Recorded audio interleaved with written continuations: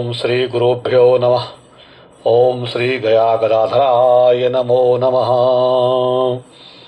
धर्म प्रेमी सज्जनों, कुछ हमारे स्नेही सज्जनों का प्रश्न आया कि गुरुजी, देश में इतनी आपदाएं आती हैं तो इतने ज्योतिष के जानकार हैं, इतने बड़े बड़े बाबा लोग हैं जो कि भविष्यवक्ता हैं, टीवियों पर रोज आते हैं, तो जैसे कोरोना महामारी आया या कुंभ में इतनी भगदड़ मची या और भी अन्य भी प्राकृतिक जो आपदाएं आती हैं, तो ये लोग क्यों नहीं पहले से इतना सचेत करते हैं कि भाई उसको सुरक्षा, जान माल का सुरक्षा की जाए। तो ये बहुत अच्छा होगा। और आजकल फेसबुक पे, सोशल साइट पे भी तरह तरह के कमेंट आते हैं कि बाबा लोग ऐसे पहले क्यों नहीं बताते हैं, इतना जानकार हैं तो ये है वो है। तो भिन्न भिन्न लोगों के मंतव्य आते हैं, क्योंकि उनकी उतना ही बुद्धि है तो उससे आगे वो सोच नहीं सकते हैं। पहला प्रश्न ये है कि आप चलिए, इतिहास में महाभारत के टाइम में क्या भगवान श्री कृष्ण नहीं जानते थे कि अभिमन्यु का क्या होने वाला है और किस तरह से ये महाभारत होने वाला है? तो क्या भगवान ने बताया किसी को? या भगवान प्रभु श्री राम नहीं जानते थे कि 14 वर्ष के लिए वनवास हमको में जाना है, वन में जाना है, या लव कुश को कहाँ जन्म देना है, गुरु आश्रम में होना है? तो जितनी घटनाएं घटी तो क्या भगवान ने बताया या उस समय के गुरुओं ने बताया, धर्म गुरुओं ने बताया? नहीं, कदापि नहीं। क्यों? क्योंकि जो निश्चित है वो तो निश्चित है ही है, लेकिन यदि आप जान जाओगे तो आप जो है वर्तमान भी खो दोगे। इसलिए भविष्य को जानने की ज्यादा इच्छा नहीं रखना चाहिए, आपको वर्तमान में जीना चाहिए, भविष्य भगवान पर छोड़ देना चाहिए, क्योंकि जो होना है उसको कोई टाल नहीं सकता है।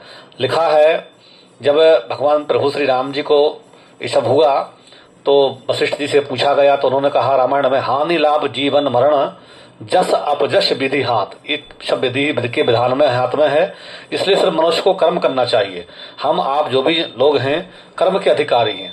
हम लोग अब जो है जज नहीं हैं, हम लोग फल देने वाले नहीं हैं, हम लोग भगवान नहीं हैं, हम लोग सिर्फ अर्जी लगाने वाले हैं, भगवान से प्रार्थना करने वाले हैं। क्योंकि शास्त्र कहता है कि जो धुर्वाणी परित्यज्य अधुर्वाणी निषेवते धुर्वाणी तस्य नश्यन्ति धुर्वाणी नष्टमेव हि।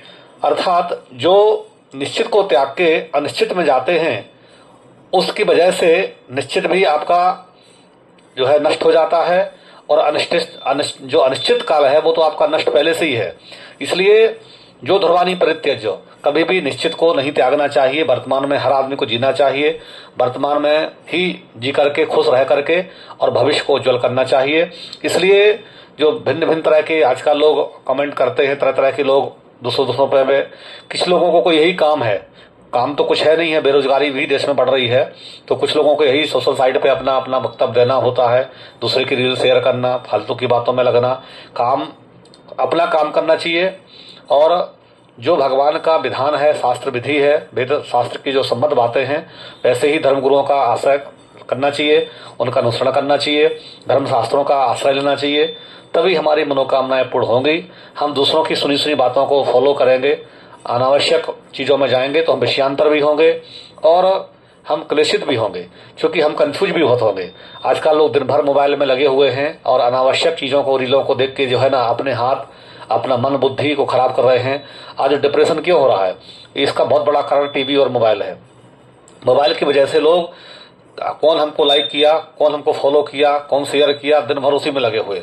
अच्छी बातों को आप जरूर पढ़िए, लेकिन फालतू का दिमाग मत लगाइए।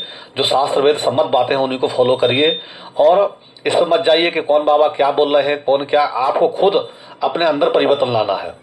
इन्हीं शब्दों के साथ हम भगवान के चरणों में नमन करते हैं। आप सभी को मंगल शुभकामनाएं।